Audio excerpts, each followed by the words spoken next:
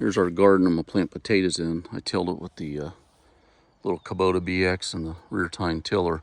And what it will do is we'll make, those are just lines from the tiller behind the tractor, but we'll make rows, or we'll dig a trench, and then we'll do another one about probably 42-inch on centers.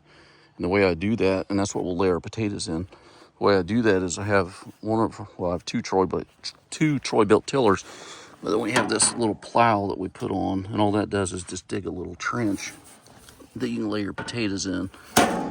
And so I'll do that. I'll show you what that looks like. And then once we lay our potatoes down about 16 inches on center, I'll put some fertilizer on the sides, and then we'll cover them up with the tractor with the hiller attachment. So let me see if I can get you set up.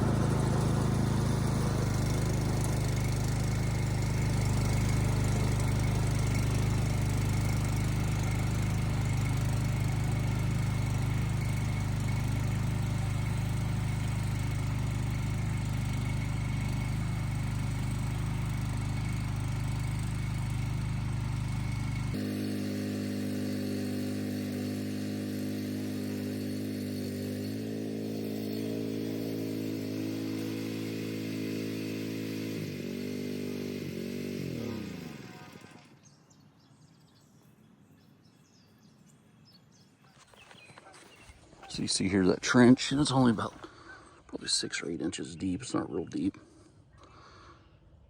So I'll get my tape measure over, and we'll do a few of these, and then I'll put fertilizer down one side. I'll show you what that looks like, and we'll put our potatoes in, and then we'll cover them. So trying to get it done before a storm moves in tonight. It is a little wetter than what I usually like to do it, but you gotta make hay when you can, so stay tuned. Okay, I got my tape measure. I just got some sticks or weeds that I can see from a distance. And what I'll do is I'll put these in the ground, and I'll go back and forth, 42 on center. These sticks will mark my row.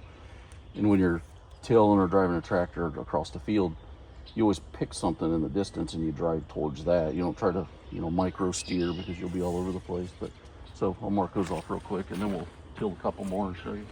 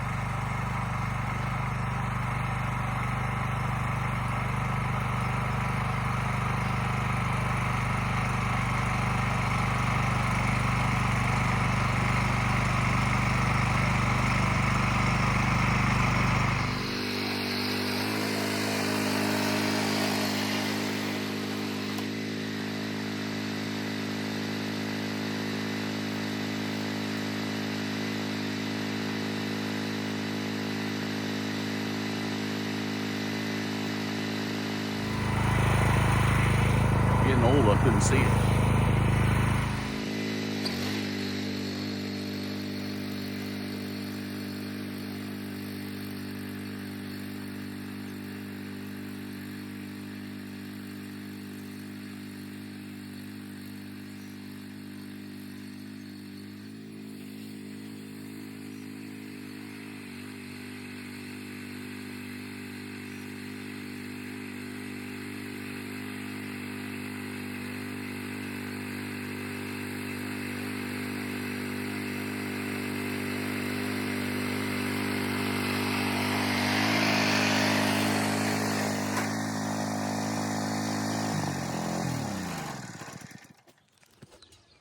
See how pretty those are?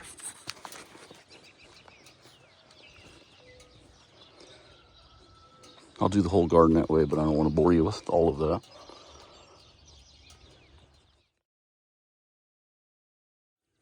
For the fertilizer, I'm just using a triple 12. It's just a general purpose fertilizer. I'm gonna pour some in a bucket and I'll go spread it down the edge of the row down one side.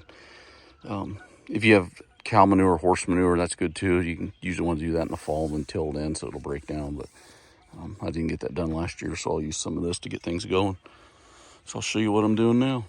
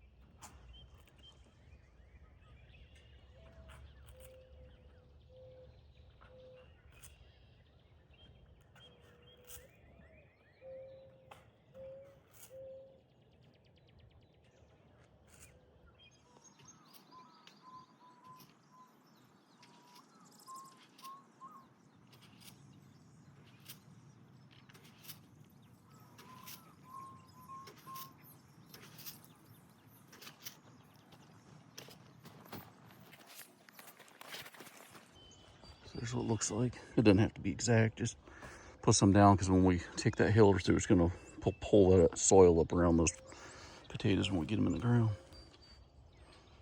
So I'll do that to each one of the rows. We'll get them planted. I'll have to drop the potatoes in. I'll show you what that looks like. There's a lot of opinions on these seed potatoes, if you should cut them in half or leave them whole. Usually what I'll do is if they're small like this, I'll just leave it whole. But if I get some bigger ones like this that have a lot of buds on them or eyes where it's starting to grow, you can cut them in half. And like this, you'll want to either cut it this direction so you have eyes on both sides, or you can come up, find a clean spot and cut between them and cut lengthwise. And then you get two out of it. This one's pretty good size. I'll cut that in half. But some of these small ones like that, I'll just leave them whole. Even this one. And I don't do anything to treat them. I just, usually if I'm planting them whole, I'll just put them in a bucket. And that'll help me go through when I start spreading them in the garden. It's easier to carry them that way. Just take your knife. If you're going to cut it, just take your knife and, cut it. Try to do it one-handed. Just cut it in half.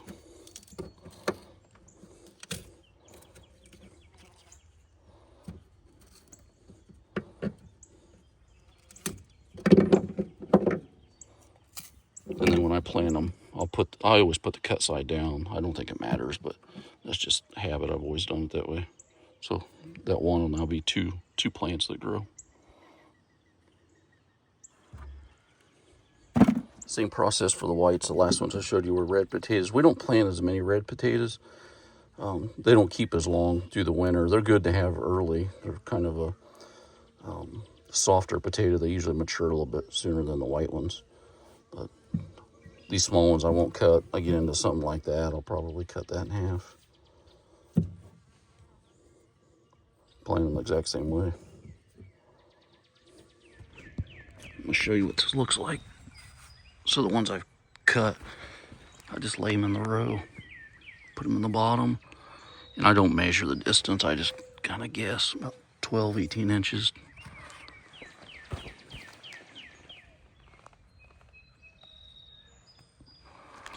So I'll space them like that throughout the rows. We'll do that all the way down and back.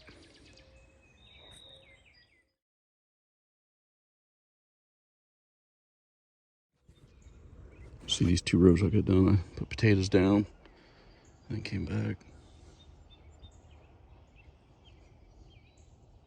So then I'll get the tractor, I'll straddle the rows, and that hiller will pull dirt up around them, close those rows up. All right, I got the bigger tractor and put the attachment on it. It's getting ready to start raining, so I gotta hurry up. If you look, I have these 2 discs set, so when I go forward, they're pulling the dirt in and they're covering these potatoes up. So I'll straddle the row, and I have these little plows down only because it's still wet. So these right here are just breaking up the compaction from the tractor tire. Not always necessary if it's a little bit drier, but it's still damp. So I'll do these rows, I'll get them covered up, and we should be good. These big clots like this are not a problem because as it rains, it'll break this stuff down. And as the plants start to come up through the soil, I'll actually go through and pull more dirt around. So one thing you want to do is make sure that you have a little bit of space on either side of the potato rows so you can continue to pull dirt up around those plants when they grow. And I'll show you what that looks like too. But let me see if I can get you set up to watch this.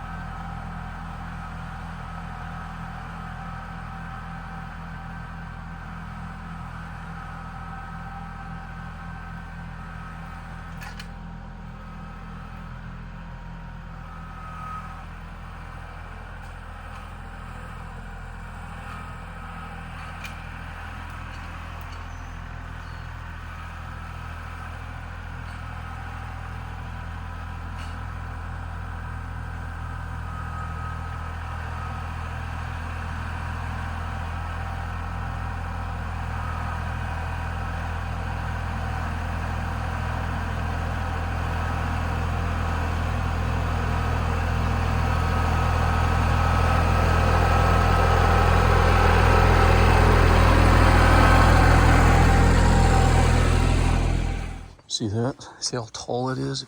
I don't know if you'll be able to tell, but that pulls the dirt up pretty high.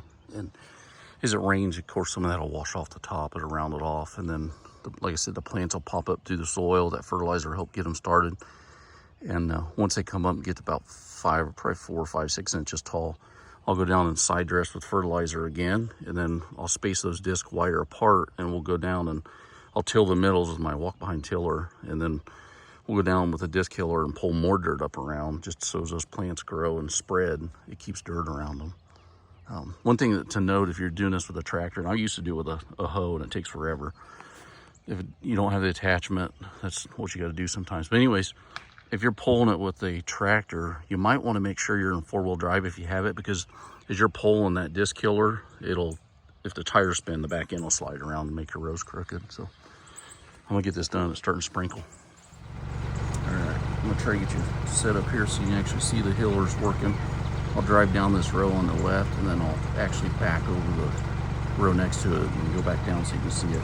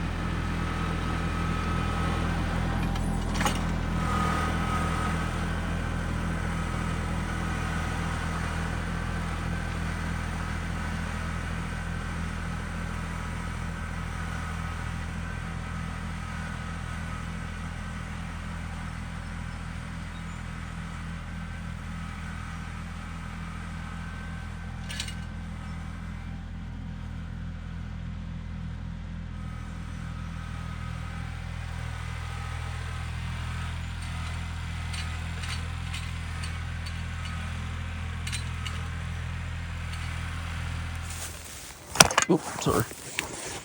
So there you go. It sure beats a hand hoe, which I did for many years. The little attachment's actually from a company called Stevens Tractor.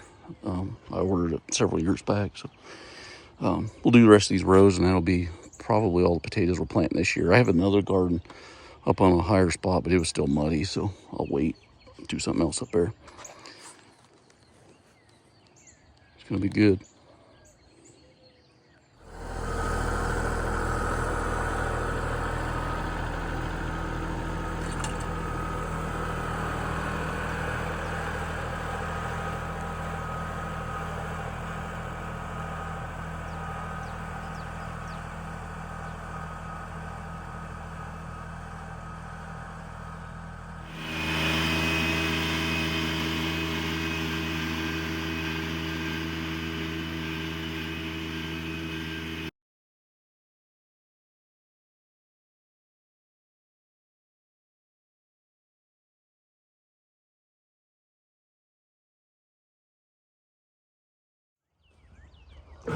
That's a wrap. March the 10th, 2026. My grandpa and dad always said, get your potatoes planted before Good Friday. So we should be good this year. Let's keep them weeded and taken care of, and pray the good Lord helps us out with them, because there's nothing like growing your own potatoes. If you have any questions, just let us know. We'll answer or help any way we can. Thanks for watching. Take care. I think I forgot to add something on this row spacing. Some of that's going to depend on your tractor. So if you're using an attachment like a hiller or something, make sure that you have enough distance between the rows that as you straddle, you can still not run over your row next to it. And if you're using a hoe, wear gloves. Take care.